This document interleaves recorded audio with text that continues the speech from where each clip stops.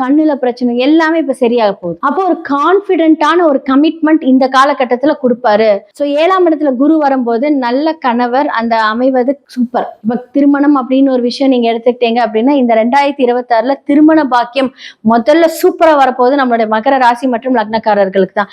நீண்ட நாள் லவ் பண்ணுவீங்க. சோ அதெல்லாமே இப்ப பெரியவங்க கிட்ட சொல்லி அது கல்யாணத்துல போய் முடிய போகுது. சோ வரக்கூடிய பார்ட்னர் மூலமா உங்களுக்கு அதிர்ஷ்டம் நடக்க போகுது. இப்ப எக்ஸாம் எழுதக்கூடிய எல்லாத்துக்குமே சூப்பரா இருக்க போகுதுங்க. நல்ல அனுகிரகம். அப்ப என்னென்னலாம் இழந்தீங்களோ அது எல்லாமே திரும்ப மீட்டெடுக்கக்கூடிய எல்லா கமிட்மெண்ட், அந்த பிளானிங், அந்த அறிவு, அந்த கர்மா எல்லாமே உங்களுக்கு கழிஞ்சிருக்கும். யாரை நம்பணும் யாரை நம்ப கூடாது அந்த ஒரு தெளிவு உங்களுக்கு சனி பகவான் இந்த காலகட்டத்துல கொடுத்து உங்களை இயக்குவார். அப்போ என்ன அப்படின்னா உங்களுடைய சுய ஜாதகத்தை சனி பகவான் எந்த பாவத்தை குறிக்கிறது, அவர் எங்க இருக்கிறாரு அப்படிங்கிற ஒரு விஷயத்த நீங்க பாத்துக்கோங்க. அதன் அடிப்படையில் உங்களுக்கு இந்த பலன்கள் மாறும். இதெல்லாமே பொது கருத்துக்களே. ஆனால் திருமணம் அப்படிங்கிற ஒரு விஷயம் குரு வரும்போது உங்களுக்கு 100% நடக்கும். அப்போ புதுசா உங்களோட இன்வெஸ்டர் அப்படின்னு ஒருத்தவங்க உங்களோட லைஃப்ல வருவாங்க. நானே பணம் போடுறேன், நீ ஒர்க் மட்டும் பண்ணா போதும், திடீர்னு ஒரு கமிட்மெண்ட், சக்சஸ் எல்லாமே வரப்போகுது. எல்லாமே கரெக்டா பார்த்து அலசி ஆராய்ஞ்சு இதை பொறுமையா ஹேண்டில் பண்ணுவீங்க. உங்களுக்கு அந்த ஞானம் வந்திருக்கும்.